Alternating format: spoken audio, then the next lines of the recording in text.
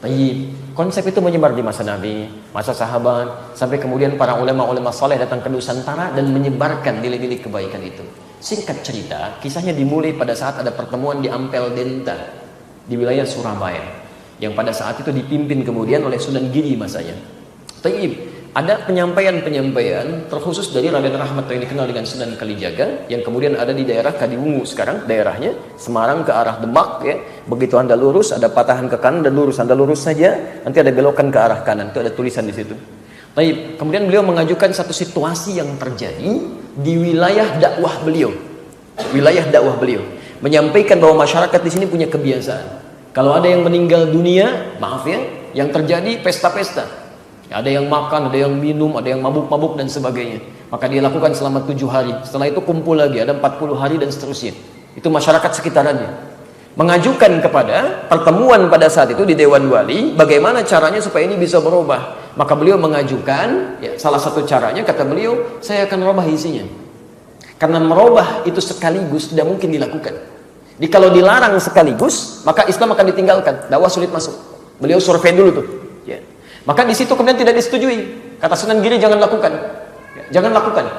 Khawatir kemudian itu dianggap sebagai bagian dari agama. Maksud Sunan Kalijaga itu tetap berlangsung 7 hari itu, 40 hari itu, tapi isinya dirubah dengan kalimat-kalimat tahlil. Ya Allahu Akbar, la ilaha illallah, kalimat-kalimat tahmid. Dipopulerkan istilah dengan tahlilan untuk membedakan dengan tahlil yang pertama.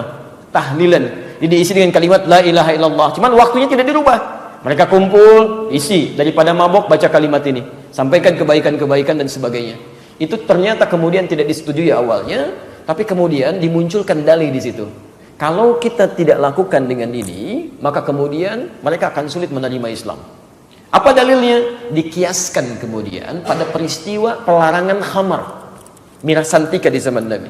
Jadi khamar, ya, khamar minuman keras saat dilarang di zaman Nabi, sekali itu 4 ayat dari An-Nahl, kemudian Al-Baqarah 219, posisi paling kiri sebelah bawah, menerangkan bahwa asalnya orang-orang jahiliyah sering memeras pohon-pohon kurma dan anggur, dijadikan sebagai alat untuk mabuk. Ayat haramnya belum muncul. Setelah itu muncul lagi yang kedua, ya, dijelaskan bahwa mabuk-mabukan itu, minum khamar itu terasa manfaatnya ada sedikit, tapi banyak sekali hal yang mengandung dosa di situ. Manfaatnya bagi yang mabuk aja kerasa rasanya enak, tapi sebaliknya kata Quran, banyak dosa yang bisa muncul dari peristiwa itu. Ithmuhuma kabirun, ya. Baik. Apa yang terjadi setelah itu? Pelarangan belum muncul. Maka tiba-tiba ada orang yang biasa minum, tiba-tiba mimpin sholat, jadi imam. Jadi sebelum sholat minum dulu, begitu sholat mimpin baca al-kafirun, nggak selesai. Uliya al-kafirun, la abudu ma ta'budun, nggak beres-beres di situ. Maka diadukan, turun kemudian An-Nisa, ya ayyuhalladzina amanu la taqrabus shalah wa antum sukara. Hai orang-orang yang telah menyatakan dirinya beriman, jangan dekat-dekat ke sholat sedangkan kamu dalam keadaan mabuk. Umar bertanya pada Rasulullah, ya Rasulullah, apa nggak diturunkan langsung aja satu ayat yang mengharamkan kemudian khamar ini? Setelah masa berlalu, turunlah Al-Maidah ayat 90 itu. Innamal khamru wal maisir wal azlamu dan seterusnya, rijsun min amali syaitani fajtanibu. Ini semua perbuatan-perbuatan setan, sangat berbahaya, tinggalkan semua itu. Maka turunlah seketika kemudian perintah larangan untuk minum khamar dan turunan perbuatan sejenisnya. Kapan itu turun? Setelah beberapa masa. Ditanya pada Sayyidah Aisyah, ya, setelah Nabi wafat, kenapa ayat khamar nggak langsung diturunkan? Jawab Sayyidah Aisyah, kalau ayat seketika turun, maka tidak akan ada orang bisa menerima Islam pada saat itu. Karena luar biasa lekatnya dengan itu, jadi candu dalam kehidupan. Makanya turun bertahap. Ini yang dikiaskan oleh Sunan Kalijaga pada saat itu untuk bisa menyampaikan maksud yang tadi dilukiskan dengan konsep tahlilan tadi. Maka didiamkanlah pada saat itu argumen yang dimaksudkan, sedangkan diam dalam kaidah fikih alamatun na'am, tanda setuju. Maka kembalilah beliau praktekkan, tapi sebelum dipraktekkan beliau sampaikan, kalau dikhawatirkan biarkan nanti anak cucu kita yang meluruskan ini, jadi menyempurnakan maksudnya. Jadi beliau memulai, anak cucunya yang diharapkan bisa menyempurnakan itu. Tapi kemudian disampaikan, terjadilah proses itu. Ketika disampaikan itulah kemudian beliau berijtihad, ya, sebelum sempat disempurnakan datanglah penjajah. Ada yang masuk lewat Selat Malaka Portugis tahun 1511, ada VOC nyusul dan sebagainya. Terputuslah dakwah karena kesibukan melawan penjajah pada saat itu. Jadi terbiasalah kemudian menjadi tradisi sampai dengan kekinian. Apa yang diijtihadkan oleh Sunan Kalijaga di masa itu bisa dibenarkan secara hukum karena orang-orangnya belum tahu.